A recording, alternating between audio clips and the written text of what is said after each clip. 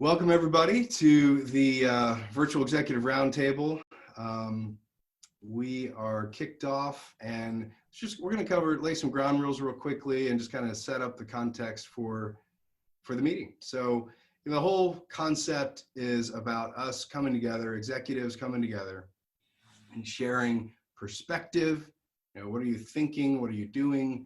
I know that's part of the genesis of this whole thing is that when I thought about what could I do in this climate, my network was something that came to mind. I thought, I have a unique perspective across multiple businesses doing management consulting, to have close relationships with executives and to see lots of different businesses. And, and I know other people who have that same kind of perch and that same perspective. And so what if I brought those folks together and we could offer that kind of perspective across multiple businesses to encourage other folks? And so, so that's one is perspective. The other is connection. And so we're going to put everybody in the roundtable in connection with each other here throughout the roundtable. And then lastly is encouragement. And that encouragement might come in the form of just hearing what somebody else is doing and getting some inspiration, maybe an idea. Maybe it's a referral or some information or whatever. So that's the idea of what we're doing today. We're really going to ask to just share two things. What are you thinking and what are you doing? That'll help us really focus in. And so here's the format. We're going to do a hot topic and a co-host discussion. So I'll introduce our co-host in a minute. And then we'll be interactive with everybody through polling, and we'll actually open up the mics here toward the end as well. So this is the Zoom webinar. So it's a little different format. A lot of folks are used to as an attendee right now. Your camera and everything's turned off, but we'll be, like I said, we'll be asking you to interact here shortly. So the hot topic is tied to our co-host. So let me just go ahead and introduce our co-host, and I'll stop sharing for a minute here. I'm not sure how well I'm going to be able to, stop sharing. And I want to introduce Charlie Paparelli. And so Charlie, let's see, as I'm looking at the attendee list, I don't think we do have Senior Reed, you may know, in Atlanta. We have some folks in Atlanta starting to join, but anybody from Atlanta knows Charlie. So I don't even need to introduce him to you because Charlie's a bit of the who's who in the Atlanta technology and angel investor scene, and also in the Christian ministry community there. So Charlie, welcome. Thank you. Thanks for having me. I appreciate it, Ryan. Well, thank you. And I want to give you a little better introduction than just that, but I just wanted to acknowledge you real quickly. So as I mentioned, Charlie's really well known in the Atlanta scene. I'm going to glance at some notes here. So like I said, he's a bit of the who's who. You can learn more about him at paparelli.com. He has a really nice about section on his website. It'll tell you some of the ways that I know him also are right there in his about page. And so I think we originally met, it's been 12 years ago now, through High Tech Ministries. And it was the ambassadors program, I believe, was the first time we met. And that was, you were fundamental, you helped launch you started it, I believe. I know you were one of the original mentors and brought the program to your church too. I think Church of the Apostles, if I remember right at the time. So I know that's been a long time, but so that was, I think, how I originally got to know you. And that came out of, like I said, High Tech Ministries, which for those of you who don't know, started as an annual prayer breakfast. Over 1,500 people come to that prayer breakfast every year. And Charlie was also a keynote speaker for the prayer breakfast. And then, so out of the prayer breakfast, there were other programs that were launched, like I mentioned, the ambassadors program and also a Bible study program. And there were dozens, I say were because I've lost touch a little bit. I know that's still thriving. But back from when I lived in Atlanta, there were dozens of Bible studies across the city. And they were all hosted by different mentors or different folks hosting the Bible study. And Charlie hosted one, and I was privileged to be able to go to your study for a few years.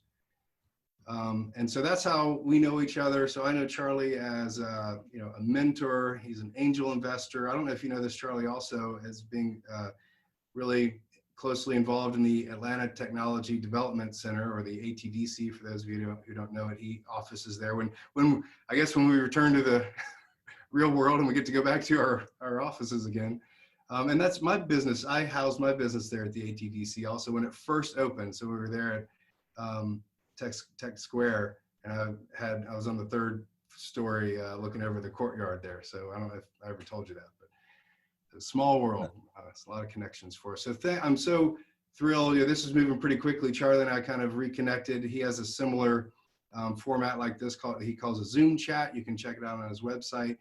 And we were just talking last week, and I asked if he'd be interested, and so glad you were able to join us as a co-host. So thank you, Charlie. No, it's great. Yeah. And I hope that if I do have a weekly blog on paparelli.com. That's for angel investors, but mostly for entrepreneurs. And yeah, you could also look up hightechministries.org, which is that annual high-tech prayer breakfast that we have. But I've been embedded in the community for about 27 years now as a professional angel investor. You have a lot of rich stories too. I love them. Hopefully we'll hear some here this morning. And so that's the lens we'll be looking through, everybody, is really angel investing, entrepreneurship. I know not everybody on the line is an entrepreneur, but although there are mostly, as I'm looking at the attendees, there are some folks that are kind of out of corporate America or maybe a little bit larger, but I hope that, hey, look, we all need to be entrepreneurial. So even if you're at big corporate America, I hope that you'll get something out of this to help you think through being entrepreneurial in this, especially in this climate, right? Yeah. Well, I hope that the people that are from corporate America are sitting on just a boatload of cash. Because I know that that's not the case in the entrepreneurial and early stage market that I'm sitting in. Yeah, so I want to hear more about that. Let's talk about, in fact, if I can, I want to prompt the group real quick to, let me share my screen again here. And what I want to do is have them start participating. So we've introduced you, Charlie, and set up our hot topic. So let me just cover quickly how I'd like you all to interact. So we're going to operate outside of Zoom for the interaction mostly. This polev.com is where I'd like you to go. So polev.com/Perigee. You can do that either on your smartphone. It renders really nicely on your phone if you want to answer there, or you can do it on your screen, whichever. So we'll ask you a few polls. You can do Q&A within the Zoom right to Charlie and I if you have any questions you want to get right to us.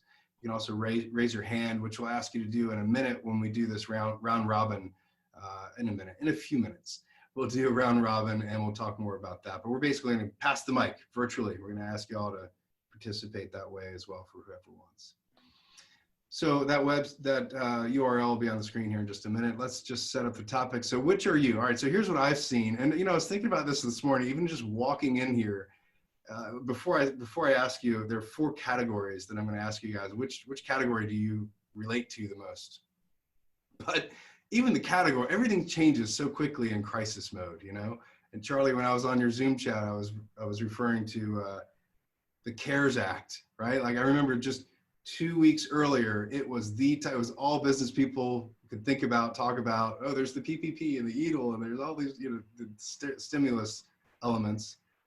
2 weeks later, it's kind of people still care about it, but it's not something that you would want to be a topic in discussion. And I feel like today, even one of the categories that you won't see on the screen is kind of like emergence. We're coming out of this, and I feel like even as early as next week, that could be something that we might really all resonate with. But for now, we're still in the thick of it. I love y'all's thoughts on this. Here are the 4 categories that I see. So one is hunkered down. So this is, gosh, all the really tough decisions, the really just complete chaos of figuring out what in the world is even happening. And a lot of that is behind us. We have a plan now and we're executing on it. You think about battening down the hatches, right? We've battened down the hatches. We're here to weather the storm. We're hunkered down. So that's one. The other is we are in the thick of it. The alarms are blaring. It's daily firefighting. It's extreme crisis. So that's the second one. The third is pivoting. And, I just had a text from a good buddy. He has a birthday he's dealing with the family. So he's not going to be able to join us, but I wish he would have, because he's one of the few that I know. You guys have heard these stories. Certainly in the press, you've seen these stories where businesses pivot entirely and they start making masks, PPE, personal protection equipment, or however they're sort of like supporting. They almost become a nonprofit. Temporarily they support the cause, even if they're making money on it. It's about supporting the cause. So that's the pivot. And then the last, and Charlie, I love your thoughts on this as people are starting to answer here. The last that, at least that I see, is, hey, there are folks that are in high growth mode and they're almost sheepish and embarrassed to admit it. But the couple that come to mind for me are like accountants, especially with the CARES Act. They just are flooded. Bankers, there's just so much activity going them, and there are plenty of others as well. So everyone, if y'all will, the URL is on the top corner of the screen there. If you'll go there and respond, what are you seeing? We'll go to the next slide. We'll see those start populating real time here in just a second. And there's some more instructions. You can continue at any time. Looks like we just have one response so far. But at any time, you can see the response. There they are. They're pouring in. So, Charlie, so what do you think? I know you have your own perspective on what's happening out there. What do you think of these categories and as the responses are coming in? Yeah, I think that my first look at things is, having been in business for 40 years, is that, I look at all markets as a triangle. All right. And basically you've got big business, mid-sized business, and small business. And an economy like this, really is going, it starts to eat away and destroy from the bottom up, because it is a matter of staying power. When buyers are confused, they say no or come back later. And that means they're not giving up their cash easily. So if I'm sitting on a bunch of cash, like if I'm Apple Computer or Apple that has over $100 billion in cash in the bank, or some of these other companies, you sit there and you go like, well, yeah, this is pretty awful. I'm going to have to wait it out. But if you're down there and you're that 5-man company and you're not in that sector that you talked about, which is just ship, meaning that you're just in the right place at the right time, it's going to be pretty ugly at the bottom end. That's what I'm most worried about, and concerned about, because those are real families. We're seeing it with the corner restaurant stuff, right? The government artificially just says, no, you can't do that anymore. I have a friend that's in the gym business out in Vegas, and he just had to basically by government dictate, the government dictated to him that he has to just lock his door, and he's sitting there saying, well, I got 2 months of cash myself, should I take the money from the PPP? And when they tell me to open, do I really open again? Is it going to actually, am I going to have a business left, So I'm worried about that low end. And I think that startups that have some money, they got to be really careful. And those that don't, that are just kind of getting started, I think they're going to get decimated. I think it's going to really hurt our startup community. Yeah, Charlie, you're speaking directly to, I know at least one, as I look through the attendees, at least one, Ben, I'll speak for you for a moment. You can feel free to participate here a little later, but he's a retailer. He has a storefront. He's very much like the gym model. In fact, I think he has a franchise in Vegas, although he started here in Dallas. And so maybe there's some connection you guys can make too here. Yeah. Yeah, you're speaking directly to him. I mean, that's every day he's trying to calculate. All the questions you answered are the questions he's dealing with. And for him, the city here in Dallas, the suburb is called Southlake, that's where I go get it's where I should go get my haircut. I did my own this week, and there are a few dents. It might look okay on the camera, but especially as you get toward the back, it was definitely a self-care job. So Ben, I need your services. I need Kimberly to cut my hair again. And so, but Southlake, they shut it down early in the process. So he didn't have a choice. And then he does still have some essential services with the products and things. He's trying to get people, but I mean, gosh, just even trying to get people to come in for that is such a challenge. And do you turn on, you brought up a great question. Do you turn on the overhead? Is the market there? You might be allowed to, but should you yet? And these are really tough challenges. So great points, Charlie. So we see the responses coming in. It's kind of interesting. I wasn't sure what to expect here. Maybe some light response. It doesn't look like everybody has responded, but we have 2 categories entirely missing, right? We have the hunkered down category missing. I expected the crisis to be missing because they're in crisis. So I didn't think they'd actually even be able to join. I know a few of them. What do you mean that somebody's in crisis? What's that again? What do you mean when you say that category you used crisis? What does that mean? Yeah, so I'm seeing folks that are just still in the middle of chaos. Literally, it's daily firefighting. You know, they can't come up for air. It's meeting to meeting to meeting. They're, you know, they come into the meeting saying, okay, what meeting is this? You know, they don't know where they are. I mean, they're just in chaos. Funny enough, that tends to be the larger businesses. It's a little more of the corporate America culture, what I'm seeing in my network. Those are the folks that are operating that way, mostly because they're trying to respond to their customers. And of course they have cuts to deal with, you know, trying to figure all that out. So they're still, I mean, a lot of them are a little bit beyond that now, but some of them are still in that chaos. That's interesting. I think the further that we are away from our customers, the number of layers that there are, the more confusion there is, the more meetings there is, the less that actually gets done. Yeah, I think you're right on. And I think the less able we are to pivot. When we see so many, I'm really eager to hear from some of the folks on the call here about what does pivoting look like. And I'm excited to see too, we have some folks who are seeing some explosive growth. So that's really cool. I didn't know how many we might see of those, but looks like there's some good representation here. Yeah, Cool. I had a different set. You know, you have these four categories. I always look at everything as a sort of a bell-shaped curve, right? And so I kind of came up with, I have three looks at this. And one is, you know, the best case scenario, which is the guys that are, they might be in like telemedicine, you know, or online learning, or like you said, the grocery business or whatever. They're just trying to figure out, how do I satisfy the demand that's coming at me? So you talk about right place, right time. It is like the blessing of God. That's the key to any successful business, is just being in the right place, right time. Then the other side of it is the worst case. You know, there's some people that I know that are actually in the sporting business, in the sports business. You know, there's one company here in Atlanta called Prize Picks that actually allowed sort of online betting, you know, based or over and under based on fantasy sports. Well, within a minute, they had no market. It was just gone. There's no sport, no sports to bet on. So that just evaporated for them. I mean, it's like, well, what do you do now? And, you know, they look at it and say, what's our pivot? It'd be interesting. And then you do see some people that are pivoting whose market went away, like the people that do tents for like weddings and other kind of venues like that. And they've kind of pivoted now, you know, to hospitals and, you know, putting out medical and temporary facilities and all that kind of stuff. And then you got everybody in the middle, and the people in the middle are like, okay, what am I supposed to do? My buyers aren't buying. I'm talking to them. I'm not sure when they'll unlock. And those, I think, is where that the majority of businesses are. And that's where the most confusion lies.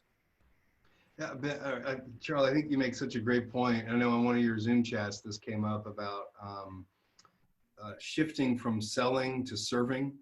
And so, you know, I love that. I'll refer again to Ben, who's in the retailing industry. He's very close to his customers. I mean, I'm one of his customers, so I know firsthand. I see he's one of the shining examples where he's always going above and beyond. He's just obsessing about how can I better serve my customer. He also does a lot with philanthropy and serving veterans, and so he is someone who's already really ready to pivot or to just respond, you know, to a crisis like it didn't take him long to figure out, okay, here's how I can go add value. And I know I don't mean to minimize, I'm sure it's been very difficult for him, but he's brick and mortar. Yes. Like with a sign on the street. Yep. That's the front lines, right? Is that your point? That's hard to pivot from brick and mortar. I mean, right. If you're Steak and Shake and no one's coming to the restaurant, and I go to the CEO and say, look, man, you need to pivot. And it's to what? Yeah. Right. Takeout, drive up takeout. I mean, what do you do? Yeah. And even that, I mean, you see some folks that are doing that, but the first movers are the ones who are already healthy and close to their customer. They know how to prepare the food the right way and make it takeout or whatever. Whereas the late movers are the ones that they see their competitors doing it, and then I guess we need to figure out how to do that, right? And so I think you hit it on a really good point. And I think that somebody on your Zoom chat said, he made the comment about something like, I stopped selling and started serving. Yeah. In fact, I think it's one of your portfolio companies. And you said, well, what's that? You're not selling anymore? I'm invested in your Right. business. You caught my attention there. Explain that. And I thought it was really interesting. What he said was, well, what I mean is just like traditional selling, where instead of doing that, we're saying, how can I serve you? And I thought it was pretty fascinating that I wonder how much this will impact his sales cycle forever. Will he shift to being a more servant-oriented sales cycle? How can I actually help you? And sales come from that, right? When you just figure out how do I serve customers. So great points. Why don't we shift to, let's see, I'm going to just take a look at the Q&A. I have a couple questions here. Andrew, you got it. He was looking for the poll site. Sorry, I was a little slow for you there, Andrew, but I'm glad you found the site. I'm going to ask for everybody to participate. There's another poll, same location. It'll be on the screen again. Charlie, you're really already hitting on it a little bit here, but I'll go back to sharing my screen. And we're just going to cover, so what are you thinking? What are you doing? And Charlie, this could be either for you personally or for your network. You can sort of speak on behalf of your network. And again, while we're talking, I'm going to go ahead and prompt everybody. Here we go. Look at this. We already have people because they already went a question ahead. So this is cool. This will keep pouring in here as we talk if you guys want to continue to respond. But so Charlie, what do you think? What am I thinking? Yeah. So what are you thinking and what are you doing about it? And or like I said, you can speak kind of on behalf of your network if you don't want to. You can refer to it personally or for your network. Yeah, I'd say from a personal standpoint, as far as investing in startups, I'm thinking I need to not do that right now. I'm thinking that there's just way too much risk in investing in startups at this point. So that's the dry up at the bottom end, if you will, for people who are just coming out. So people who are going to start companies need to figure out how to start companies on their own dime with family money to kind of get to cash flow positive as quickly as possible. But the thing I'm thinking about in addition to that is to say, how can I help entrepreneurs? That was the first place that I kind of went. I got into the business of angel investing simply because I wanted to help entrepreneurs achieve their dream of starting and growing their own company. I mean, that's sort of been my byline for 25 years.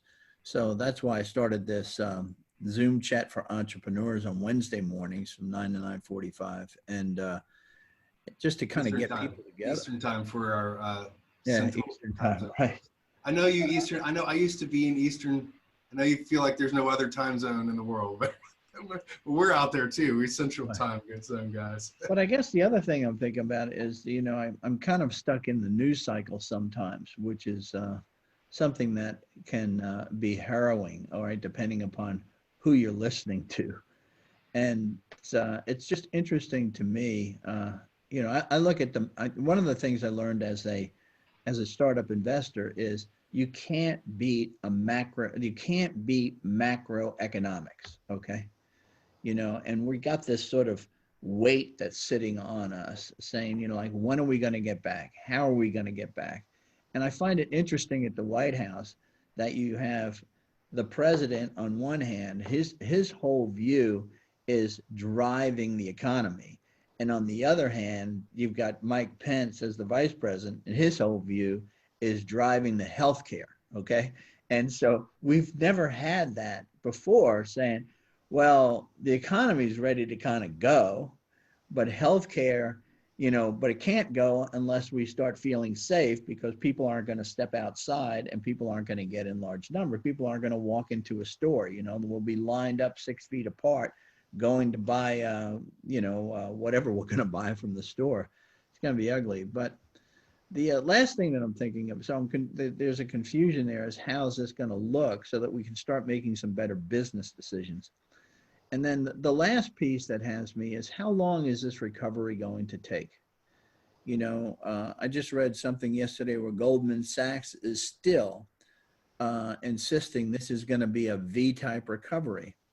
But with 22 million people unemployed in the last 3 weeks, I look and I go, how long will that take to reemploy people? Yeah. It takes 10 minutes, literally, to let somebody go. When you decide that, you know, you're going to let me go, you call me into the HR office, you give me my package, and you say, clean out your desk, go home. It's over. 10 minutes. To hire somebody is like 5 to 7 interviews over a period of like 4 to 6 weeks. Hmm. You know, so if you think in terms of 22 million people being reemployed, how long will that take? I don't know. So when I hear Goldman Sachs and I hear Trump, I go, I want to believe that it's going to jump right back. Yeah. On the other side, every part of my DNA says, man, you got a lot of experience. You know how hard this is when you dig in a hole, how hard it is to get out of it. So that's kind of what I'm thinking right now.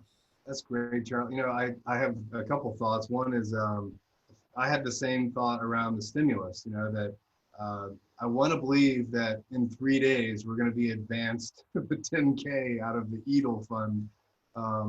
And then I started that's once the application is processed. And then that takes weeks. And, you know, so even the stimulus checks to individuals through the IRS, that took weeks to happen. And we all knew that's how long it was going to actually take. But we wanted to believe that there's a way that it could happen more quickly. And it's just, unfortunately, not. So I'd love for your thoughts on this. You commented on this on your Zoom chat. And this, the way I've been thinking, like you're describing of, well, I want to believe, but here's what my experience tells, is around the unemployment.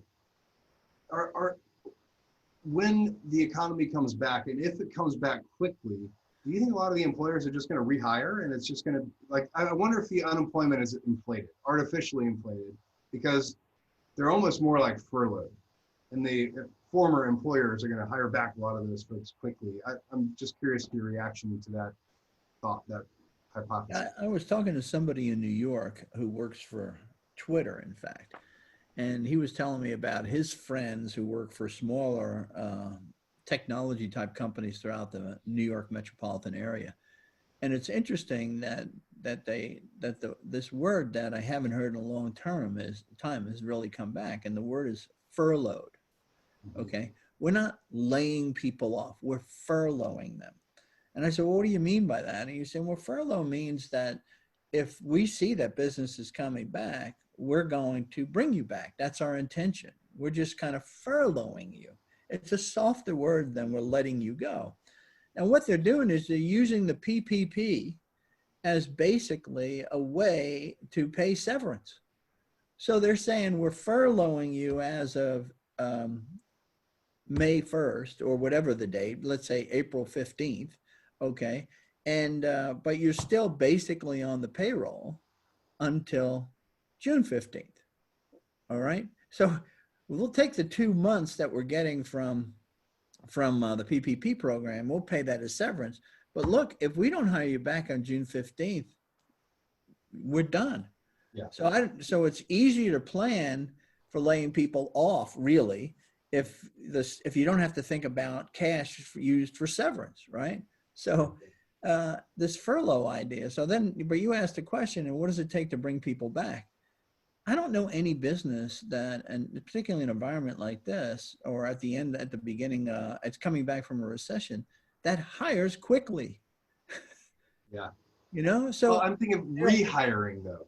Yeah, I know they'll be rehiring. So there will be some of that if they get their dashboard shows, yeah, it looks like my customers are starting to buy.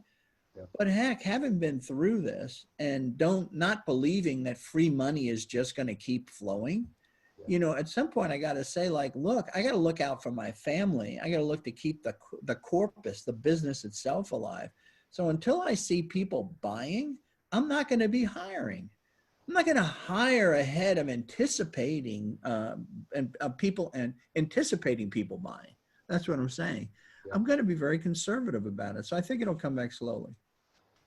Great points. Love your wisdom, Charlie. We have a few. So we have the screen, of course, as that's populating. We also have Don Glacy sending a Q&A. If you look in the Zoom, you can see it yourself, or I'll just read it to you. But there are a couple of them. What does this mean now? I'm curious here, Ryan. This thing in big words. It says growing, looking, and time. Yep.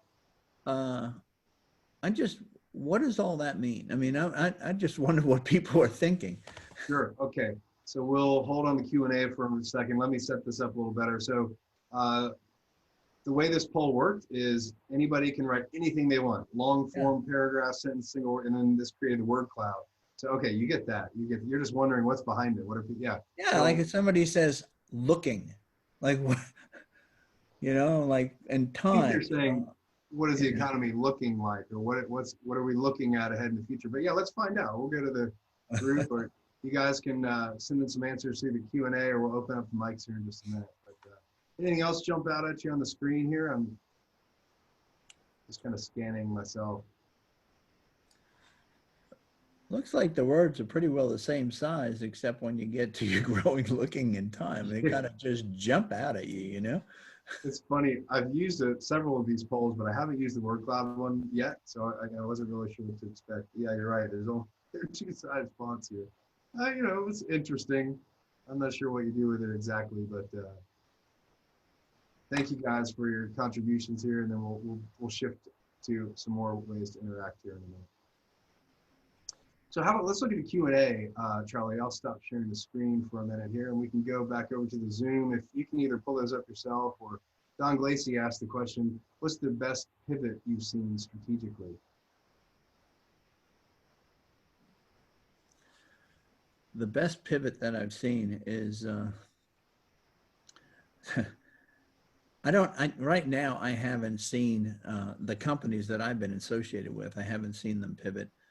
Some people that I've talked to that have been on the calls with me, the one I did bring up, which is like the people that are selling sort of tents for entertainment and for parties and all that kind of stuff. The fact that they go like, okay, so we sell tents and this is our market, so we go, we go to the sort of marriage, the wedding planners and all this kind of stuff, right? And we go to people who are planning sort of entertainment venues and those kind of things. We go to golf courses, for golf tournaments and the PGA. I mean, that was sort of their market, and they weren't buying. I mean, it's just like everything was on hold. So the question came up is, who else? We have tents. Who else is buying tents? Okay. Well, they looked on TV and they said, oh my God, look at what they're doing in South Korea. Look what they're doing in England. Look what they're doing. Well, it looks like the hospitals are buying tents. It looks like FEMA is buying tents. It looks like, so they started moving to places where they needed temporary facility coverage, okay, from the environment, and they started moving there. So that to me is a pivot. Another pivot I've seen is a software company who they were selling sort of space. Their idea was let's graphically represent the space. They were selling to corporates, the Fortune 500. That have multiple floors of space and maybe multiple buildings. And they said, let's put together what we sell community building. We sell interaction. And the way we do that is we graphically represent where everybody is physically in the building. Okay. Well, they have pivoted to making the conversation all about how they can help these businesses come back to work. So they still have the same product. Okay. But what they've done is they changed all the language around the product, so that the language that they use is the vocabulary that's being used right now by these companies. Okay, that I thought was a pretty interesting pivot. They don't use the words, "Oh, we're building community," no, and better collaboration. No, we're going to help you plan what you should be doing to organize your office and keep people in the right, distance properly. How you're going to have flow to conference rooms and those kind of things. That's how it was a pretty smart idea. That's staying close to the customer. That's what it's really all about.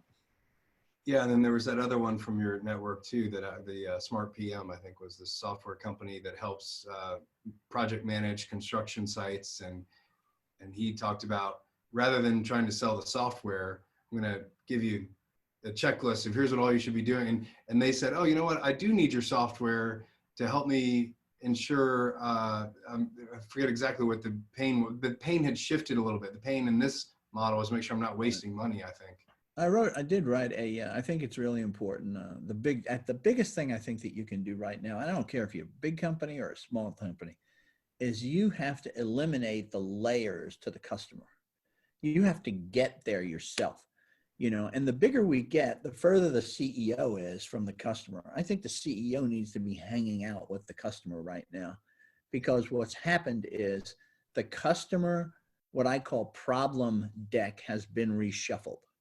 And you might have been up near the top, but now what's happened is you get and start talking to the customer, you find out you're way down here. Yeah. Well, if I understand where the problem deck is now, what the priorities are for that customer, I might be able to move myself up through a pivot or a repositioning. But if I have to go through the sales guy to the sales manager to the marketing people by the time it gets to me, it's so filtered I can't make a good decision today. So you got to make decisions quickly in this environment. Yeah, I think, Charlie, I love your perspective on the customer. And of course, you're speaking to my heart, around customer experience, or CX. That's one of the discipline areas that I love so much as a CX professional. And my mindset is that similar to what you're saying, when you're, especially at a larger business, but even with smaller businesses, when you're in normal operation, you have a dashboard and you're looking at metrics and you're looking at measures. But yet when you're in crisis mode, your dashboard is blaring. And so you really have to step away from the dashboard and go out there. So metrics like Net Promoter Score, or whatever your customer metrics that you used to use to measure the health of your customer, they're going to be off anyway. So so my advice is almost forget them, maybe even turn them off, or certainly reduce the number of metrics that you're collecting and monitoring, and just get close to find out a way to find a customer right there. There's a customer. That person needs to literally, hand-to-hand combat, or whatever metaphor you want to use, and get in there and help people directly with what is your need. And that's what on your Zoom chat and what I'm seeing in my network as well, is those are the folks. One of the things that's interesting too, though, you did have somebody who joined who said that my business is literally just blowing up. Okay. Yeah. I wonder in this environment, what does that look like, and what are the challenges that those businesses have? You know, great segue. I said that's a great segue. Why don't we go ask? Yeah, I mean, let's ask the group. And I know, sorry guys, I know we have some trying to balance. We have some other Q&A coming in too from Don and Jim. We want to get to your Q&A, and Charlie, you can look at the Q&A in the Zoom if you want. But let's do this. I'm going to call an audible a little bit here and just shift to, I'd like to hear from you guys. Raise your hand if you have anything you want to share around, if you were in one of those high growth responses. What is it that you're doing around high growth? So I'm watching for some, okay, there's a hand that went up, Andrew. Let me see here, allow to talk. You're unmuted now, Andrew. I think, there you go. And we see your picture, although you don't have your camera sharing. You can share your camera if you want, or otherwise we can hear you. Andrew, are you there? I'm here. Is it all right? Yeah, we can hear you great. Good morning. To change my video in the settings right now, just FYI. Yeah, sure. Yeah, so I actually stepped into a recent role as of a month ago at SurveyMonkey out in San Mateo. So I'm based here in Dallas, but one of the questions I might have is companies that are into data are pretty resilient right now. So they're not feeling, I think most of the companies are feeling like a net loss or gain of around 5%. So it's pretty resilient in that respect. What would you guys suggest in regards to how to scale when everyone is kind of really feeling it on the retail side of things, but what we do is online surveys for the most part. So retail stores and also brands are kind of, they're on a freeze with their budgets, but they're also spending a little bit of money around the COVID tracking. Any, just advice or context around how to kind of stay focused and, kind of seize the moment now that data is something that's a little bit resilient. I'd love your perspective, Ryan, or anyone else that would love that have some context there. What do you think, Charlie? Well, for me or anybody else, as he said, I was going to let somebody else talk, but I think that I think this is a wonderful opportunity for SurveyMonkey. All right, because what's happened is it's particularly in businesses that are B2C businesses, they're dealing with such a large base. They're starving for ways to understand the base with and send and communicate with meaningful, valuable content. Okay, but what we're seeing is a lot of emails going out to customers that start out first paragraph. We realize these are difficult times with COVID-19, and we hope that you and your family are safe and that you're doing well with your business. And then they continue, and it's like, why am I reading this? What's in it for me? Okay. I never thought about it, but with SurveyMonkey, you could say, look, this is a way for you to put out a meaningful survey to your customers, promising them that you will then feed back the results to the customer so that they can see what everybody else is thinking and doing. Okay, I think that's a good value add, and it's a good way to continue to establish your brand and your presence at the customer level. That's really helpful. Last question. What would you say would be meaningful and not insensitive on how to swim upstream from that and not have the messaging kind of be insensitive to that, but also be unique? I think it comes down to, again, it's being close to the customer. So you understand that their mindset, and you understand their problems, and you understand the vocabulary, the words that they're using to describe what's going on with them, so that you sit there and you're basically feeding back to them what they're telling you, as opposed to you being in, quote, sales mode to say like, oh, well, SurveyMonkey management tells me here's the top 3 features that I need to be speaking about and the benefits that come from that. No, I think it needs to be customer first. It's a very consultative sale at this point, that you're there literally just to help them. That's really helpful. That reminds me a little bit of Charles Voss, how he does mirroring in negotiation. So he just repeats the last 3 words that someone else says. And then that's cool. I like that. Thanks, Ryan. Hey, thank you. You know, why don't we, I'm going to call an audible here. I'm just going to open up everybody's mics. As I look at the attendee list, I know they're friends, and they'll make it a little faster. Obviously, we need to not all talk at once, but I'm just going to allow everybody. So I'm going through and just allowing everybody to talk. And so the way you can raise your hand. Okay, Ben has raised his hand. So Ben, we'll go to you in just a minute. Give me one more minute though. What I want to do before I'm going to do some real time, kind of all at the same time. Give me a second. As I switch back over to screen, I want you all to also be pouring in on this screen here. What do you need? Okay, so we've had hopefully your wheels are turning, you're thinking of things. Do you have a need that you want to put out to the group?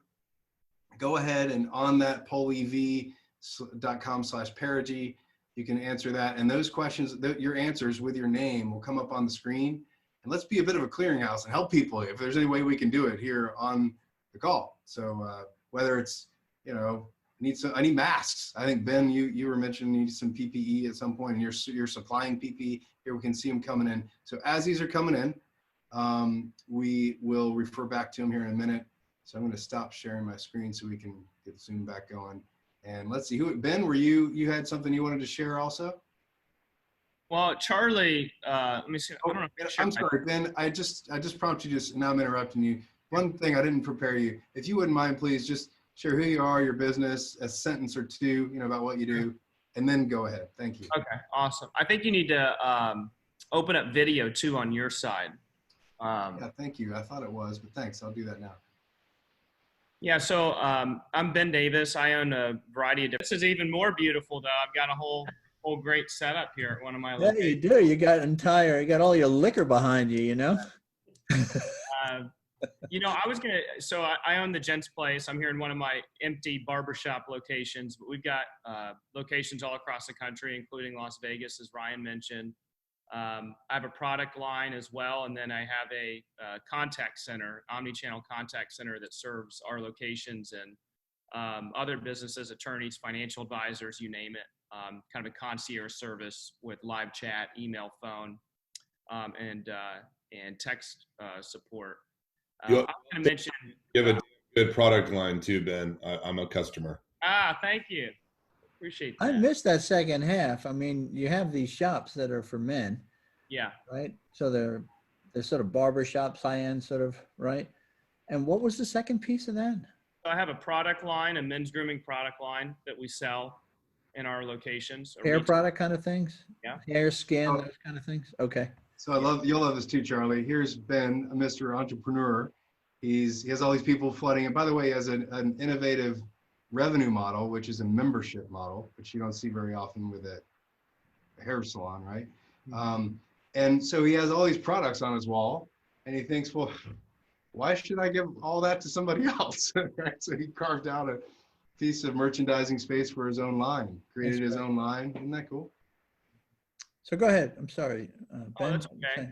Yeah, and then we don't answer the phones inside our location, so we also have this concierge contact center that's handling all of our customer service and appointment booking that also serves a variety of other industries.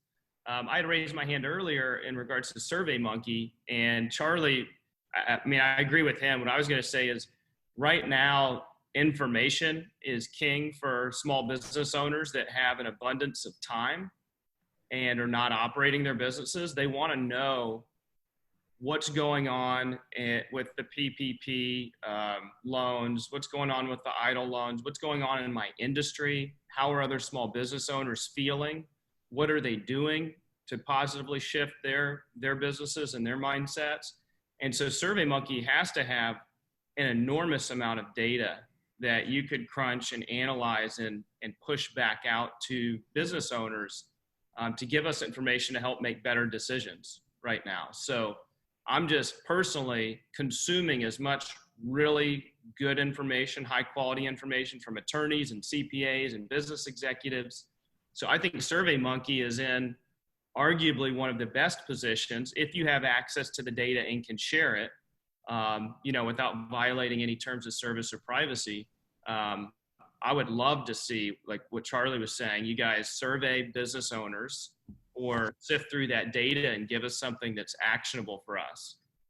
Something I love too is Andrew didn't mention, but he's on the audience side of SurveyMonkey. So he actually has audiences sitting, and they're consumer oriented. There's some business as well he has access to, but he has this voice just sit. I don't know if you know how audience works, and Andrew, feel free to explain it if you want to be better than I am, but basically he has a pool of voice sitting there ready that he can ask any question to, dig into the pool and get it. That's how audience works. And so, yeah, he's in a great position for insights.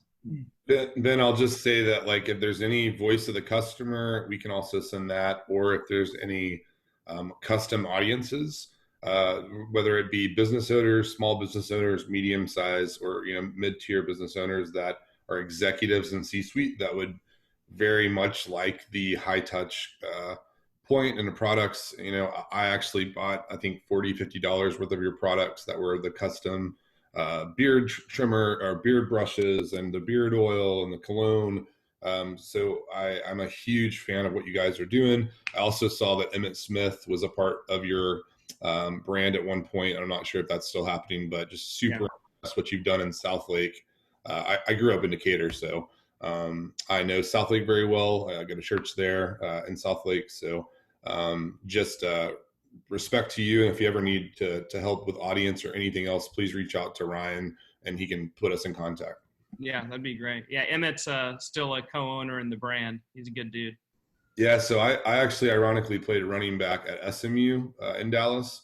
And I think Emmett Smith had just a little bit more successful career as a running back for the Cowboys. So I'm gonna unmute everybody. Also, just giving you a heads up, you're all unmuting now. And let's flip back. I had a question for Andrew. Andrew, how do you think about Ben's business now? I mean, you're a customer of his. How does it, I know what you bought from him in the past, you described that, but is he part of anything that you're thinking about? Is he part of your ecosystem at this point during this time? Absolutely. So, yeah, that's a great question. So I sell directly to end clients and brands, Fortune 2000. So the Gents Place, having a multi-location retail business, is 100% my kind of literally central CPG and retail. That's all I do. So I do concept testing.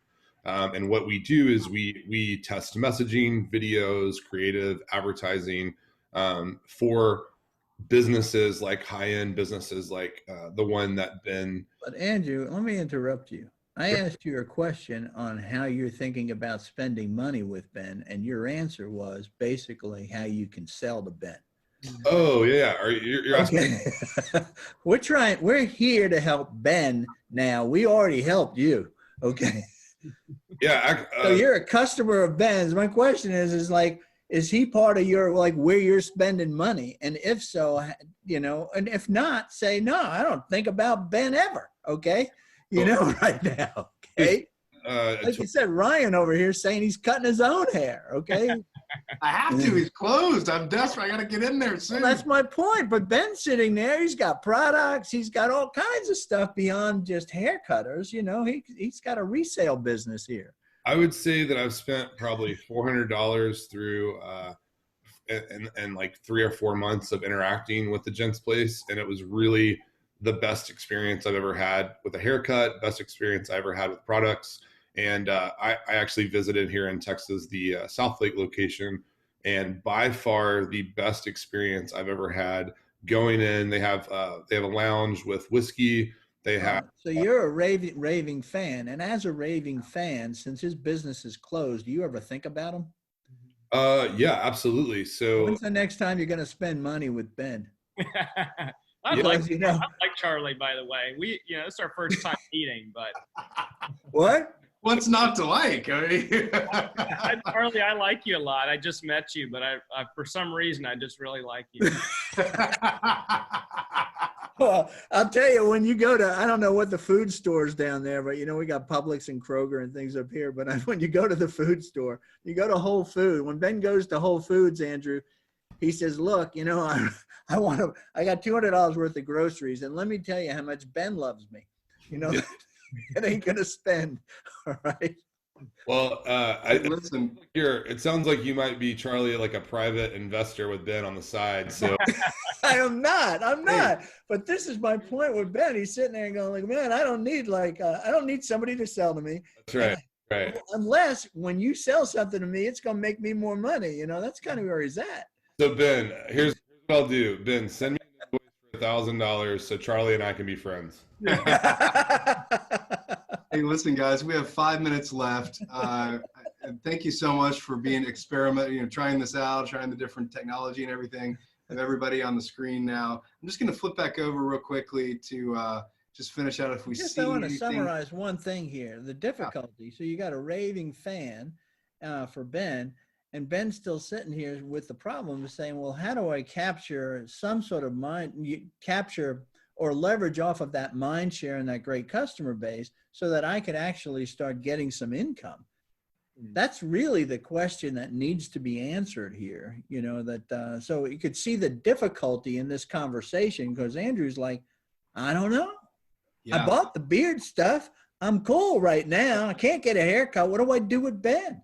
Hey, Ben knows I'm one of those customers too. I mean, I travel to go get my haircut because I want to support him, and so, but yeah, the question is like, well, what can we do right now? Is there a way? And so I think things like this are one way, but yeah, that's not putting money in your pocket today. So hey, Ben, is there anything to Charlie's very pointed? Is there anything we can do? I think that's the question Charles is trying to pry out of my chest right now. Well, I'll speak on behalf of all businesses that are either closed down or operating at limited capacity, like the restaurants, doing curbside only takeout. and that is that we have online abilities to order online. We have the ability to collect a gift card, pay us now and we'll give you something later, plus something additional on top of that. And so we put out a lot of communication, but it's hard to reach everybody. Email open rates are 15-20%. Text messages, if you send a text message to the wrong person without the written consent, you get sued for it. We can't be in front of our customers right now. And so, let me offer something to you.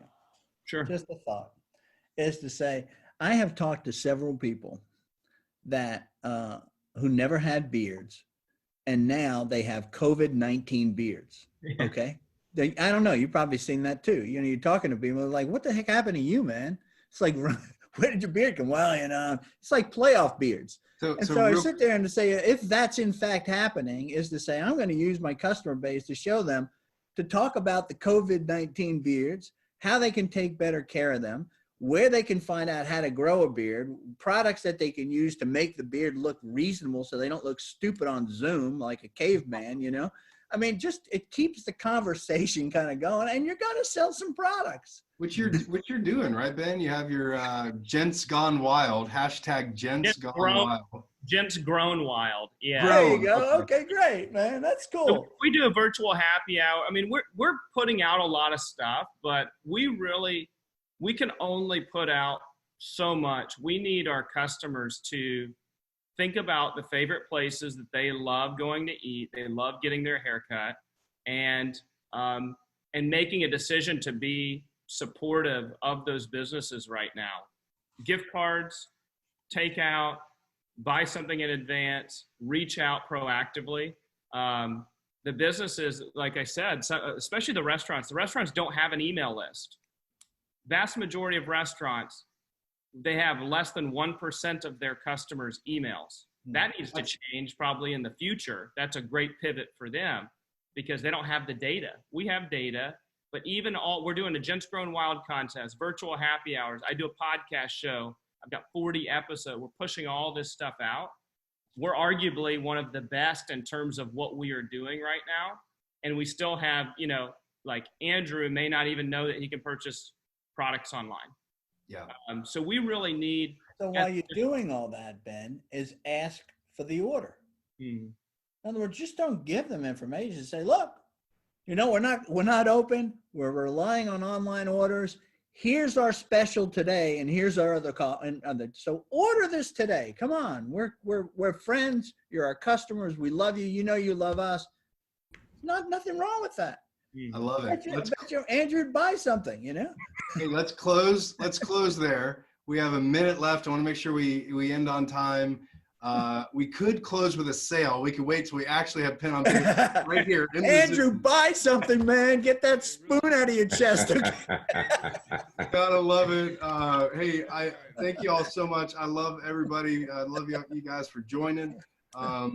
I'm just going to quickly plug the next one. So we're doing these weekly. We have some future co-hosts on the line.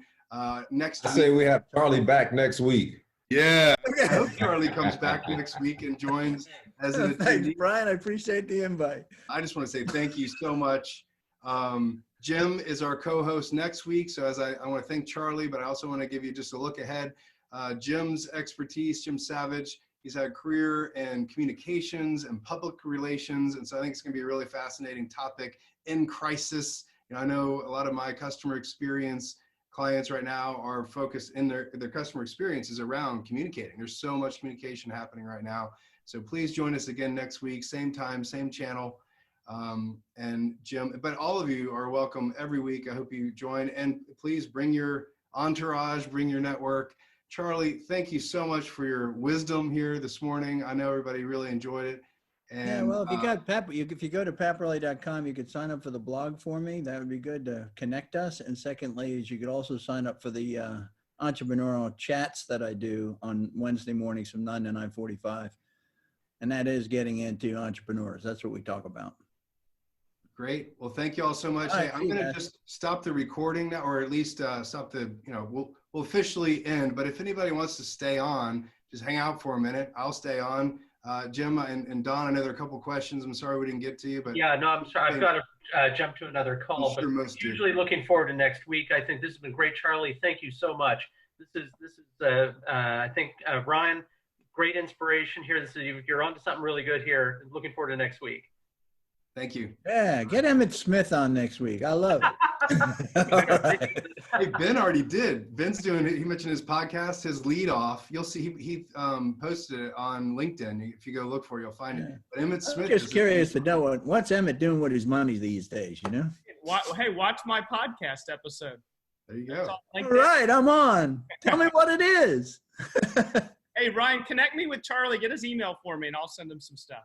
Yeah. All right, cool. Thank you, guys. Heck, Ben, I'll buy something from you. Okay, I'll sell it to you. No All problem. right, I know. Good. Let's do it. All right, I got to run, guys. See you later. See you, man. Thank you, guys. Thank you again, Charlie. I'll hang Thanks, out if Ryan. anybody I else. appreciate it. It was fun. Okay. Thank you, guys.